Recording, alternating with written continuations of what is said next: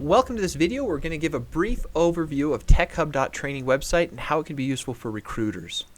So when you come to the TechHub.training website, you're going to see a number of different challenges and things to do. A brief overview, this website is designed to help students and learners practice their technology skills, especially in accounting and business, and then show those to recruiters. So you can start here, and it'll explain a little bit about the overview of the website. But the meat of the website is these weekly and monthly challenges. Each weekly challenge was written by a student. We'll give an example here where a student came in, this in case Boston, reviewed it or wrote it, and then it was reviewed by other students. And then it was designed as a short description of what needs to be done, some instructions, data files, suggestions and hints, and then a solution. The solution everyone has a link to a YouTube video where it will walk the student through how to solve this problem, and then a file where it will post the results. You can see different people can then post their solutions, and you'll see here's how I responded to this solution, the formulas I used. Another person responded differently, and you can see how they did it. They can also post files or images to show that how it's done. So the students can do this to learn and improve. Now, how would a recruiter use this? Well, every student or every user has their own little home page.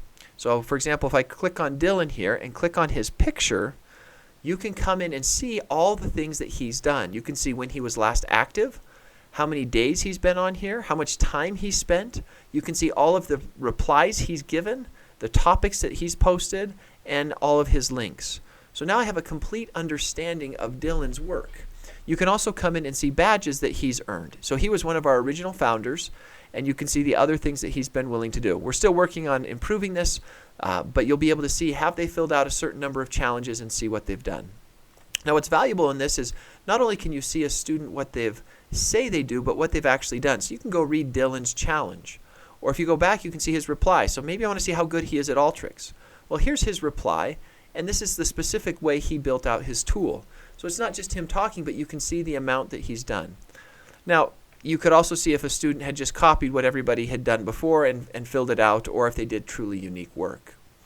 So given this is a way to see how much work has been done by an individual. The other thing that's really cool about this is you could go into a weekly challenge and say, hey, I'm really in, well, let's not go to a weekly challenge. Let's go into a tag and say, what I really want to see is somebody who is very good at Tableau. So I can search, and I have 12 different challenges of Tableau. And I could come down here and say, well, let's look at this Tableau 23. This was a very important challenge. It was very good. I want to see who's good at this. I could then go contact all of these people who have responded to it. I could say, well, Alex looked particularly interesting, so I want to go to Alex. I can see his LinkedIn profile, pull that up, and now you could directly reach out to Alex to say, hey, I think I have a job that you'd be interested in. So it's also a way to target people to hire into your company. If you're interested in learning more about this, we also post swag challenges where we can give rewards. For example, this first one, there was a sequence check. Let me go up to the top.